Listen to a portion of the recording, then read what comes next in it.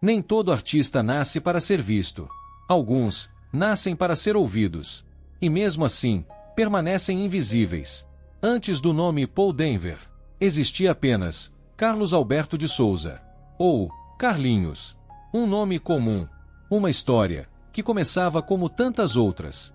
Sem palco, sem fama, sem qualquer sinal do que viria depois. Os registros são escassos, quase inexistentes. Não há datas exatas. Não há detalhes claros. Como se o início já tivesse sido apagado. Ou simplesmente nunca tivesse sido registrado. E isso diz muito, porque algumas trajetórias não começam com luz, começam no silêncio. Mas existe um ponto que sempre aparece. A música. Ela surge como presença, como caminho, como algo que não pode ser ignorado.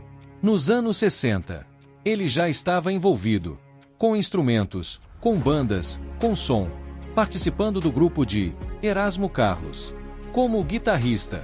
Um detalhe que passa rápido, mas que revela muito, porque não se entra nesse nível. Sem talento, sem percepção, sem entrega. Depois, veio o grupo Buttons. Mais um passo, mais uma camada, mais um sinal de que aquilo não era acaso. Mas mesmo assim, ele ainda não era conhecido. Não tinha nome, não tinha identidade pública. Era apenas mais um músico em um cenário cheio de vozes. E talvez esse tenha sido o ponto mais importante, porque enquanto alguns buscavam aparecer, ele construía no som, nos bastidores, naquilo que não aparece, e sem perceber, já estava se preparando para uma fase em que teria voz, mas ainda assim não teria rosto. A voz já existia, mas ainda não tinha dono. Ou melhor, não tinha rosto. Nos anos 70, o mercado musical brasileiro seguia uma regra silenciosa. O que vinha de fora valia mais, soava melhor, vendia mais. E isso criava uma distorção. Artistas brasileiros precisavam parecer estrangeiros para serem aceitos. E foi nesse cenário que Carlos Alberto de Souza deixava de existir para dar lugar a outro nome. Paul Denver, um nome pensado. Soava americano, soava distante, soava exatamente como o mercado queria. E com ele veio uma mudança maior. As músicas agora seriam em inglês. Baladas, fortemente influenciadas pelo soul americano. Uma estética cuidadosamente construída. Mas havia algo ainda mais profundo. Algo que quase ninguém sabia. Ele não aparecia. Não estava nas capas. Não era divulgado como artista principal. Era uma voz. Sem identidade pública. Uma presença. Sem rosto. Isso não era escolha. Era imposição. Gravadoras preferiam esconder a origem brasileira para manter a ilusão. E assim, Paul Denver surgia, mas de forma incompleta, porque o público ouvia, mas não via. Músicas como Rain and Memories começavam a circular, criando uma sensação de algo familiar, mas ao mesmo tempo distante, como se viesse de outro lugar, mas não vinha. Era daqui, sempre foi, e mesmo assim, permaneceu escondido, enquanto outros artistas ocupavam capas, palcos, entrevistas. Ele ocupava os bastidores, os estúdios, as gravações. Também atuava como backing vocal, instrumentista, arranjador, presente em várias produções, sem que o público percebesse.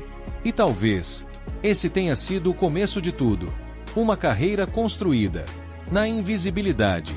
Então, a voz encontrou o caminho, não de forma explosiva, mas constante, presente, como algo que se repete, até se tornar familiar. Paul Denver começava a existir, não como figura pública, mas como som, como sensação, como lembrança. As músicas circulavam, rádios, programações, ambientes onde a emoção falava mais alto. E havia algo diferente, algo que se destacava. A influência do soul americano nas harmonias, nos arranjos, na forma de cantar. Uma assinatura que não era comum no Brasil, mas que funcionava, porque soava internacional, soava sofisticado, soava distante. E isso era exatamente o que o mercado buscava. Rain-End Memories se torna um dos pontos mais marcantes. Uma música que atravessa o tempo e continua sendo lembrada, revisitada, compartilhada, mesmo décadas depois. Mas o mais curioso é que enquanto a música crescia, o nome continuava escondido. Não havia rosto, não havia presença, não havia identidade clara. Era apenas a voz. E ao mesmo tempo, ele estava em todos os lugares. Nos estúdios, nas gravações, nos bastidores de grandes produções, como backing vocal, como músico, como arranjador, participando de músicas que muitas vezes o público acreditava serem de outros artistas. E talvez esse tenha sido o ponto mais estranho, porque o sucesso existia, mas não era atribuído. Era difuso, espalhado, quase invisível, enquanto outros nomes cresciam, com reconhecimento, com imagem, com identidade. Paul Denver permanecia como uma presença sem forma, como alguém que estava lá, mas nunca era visto. E por um momento, isso funcionou muito bem, mas como toda construção, baseada em ausência, existia um limite. O sucesso nem sempre é suficiente, principalmente quando ele não tem rosto. Paul Denver existia, mas não da forma que o público reconhece. Ele não aparecia, não era promovido, não era apresentado. E isso, com o tempo, cobra um preço, porque reconhecimento também faz parte da construção. Nos anos 70, o cenário começava a mudar. O público brasileiro passava a valorizar cada vez mais o que era daqui. A identidade nacional ganhava força, e aquilo que antes era vantagem, cantar em inglês, começava a perder espaço, não por falta de qualidade, mas por mudança de percepção. O que antes parecia sofisticado, agora parecia distante. E nesse novo contexto, a invisibilidade deixava de funcionar, porque sem rosto, não há conexão direta. Sem presença, não há vínculo. E Paul Denver já vinha de uma estrutura onde sua imagem nunca foi construída. Ele continuava ativo nos estúdios, nas gravações, como músico, como arranjador, como backing vocal, mas cada vez mais longe do centro, longe da linha de frente, enquanto novos artistas surgiam, com identidade clara, com presença, com reconhecimento imediato. O espaço mudava, e ele precisava se adaptar, mas adaptação nem sempre significa retorno. Às vezes, significa mudança de posição, de protagonista para bastidor. E talvez esse tenha sido o maior conflito, não externo, não visível, mas estrutural.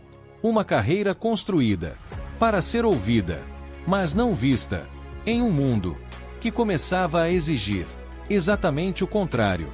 Nem toda queda tem um momento exato. Algumas acontecem em silêncio, sem anúncio, sem despedida, apenas com o tempo passando. E no caso de Paul Denver, foi assim, sem ruptura, sem escândalo, sem um fim declarado. A presença foi diminuindo, aos poucos, quase imperceptível. As músicas já não circulavam como antes. O estilo já não ocupava o mesmo espaço. E o público seguia em frente, como sempre faz. Novas vozes surgiam, novas propostas, novas formas de se apresentar, mais diretas, mais visíveis, mais conectadas. E aquilo que antes era invisível já não encontrava espaço. Porque o mercado não sustenta ausência. Ele exige presença constante, visível, reconhecível. E Paul Denver nunca foi isso. Ele permaneceu nos bastidores, nos estúdios, nas composições, nos detalhes, mas longe daquilo que define o sucesso público. Nos anos seguintes, há menos registros, menos menções, menos rastros, como se a trajetória fosse se apagando, aos poucos. Mas isso não significa desaparecimento. Significa transição, mudança de lugar, de exposição, porque alguns artistas não deixam de existir, eles apenas deixam de ser vistos, e seguem criando, contribuindo de outras formas, até que o tempo transforma tudo em memória. E em maio de 2024, a notícia chega silenciosa. Como foi grande parte da sua trajetória, Carlos Alberto de Souza, o homem por trás de Paul Denver, faleceu, sem grandes manchetes, sem comoção nacional, mas com uma história que permaneceu, mesmo sem ter sido totalmente contada. Mas mesmo quando tudo parece desaparecer, algumas vozes nunca deixam de ecoar. Nem toda história termina quando a voz se cala. Algumas continuam, mesmo depois do silêncio. Paul Denver, ou melhor, Carlos Alberto de Souza, não deixou um rosto famoso, não deixou uma imagem reconhecida, mas deixou algo mais raro, uma presença que atravessa o tempo, mesmo sem ser identificada. Ele fez parte de um momento específico da música brasileira, um período curioso, onde artistas daqui cantavam como se fossem de fora, buscando espaço, buscando alcance, buscando reconhecimento. E dentro desse cenário, ele foi um dos mais autênticos, pela voz, pela entrega, pela musicalidade, influenciado pelo soul americano, mas com essência própria, mesmo que escondida, mesmo que não assumida. Suas músicas continuam existindo, em gravações, em registros antigos, em vídeos, em memórias, in memories. Ainda ecoa, ainda é revisitada, ainda encontra novos ouvintes, décadas depois. E talvez esse seja o maior legado, não o sucesso imediato, mas a permanência, porque o tempo sempre separa o que foi passageiro daquilo que realmente ficou. E ele ficou, mesmo sem nome forte, mesmo sem reconhecimento amplo, mesmo sem narrativa popular. Ficou no som, na emoção, naquilo que não precisa de explicação. E no final, talvez essa seja a parte mais marcante. Uma carreira inteira, construída para ser ouvida, mas nunca completamente vista. E ainda assim, inesquecível. E no fim, algumas vozes não precisam ser reconhecidas para serem lembradas. Agora me conta, de quem você gostaria de ouvir a próxima história aqui, do jeito que ninguém conta.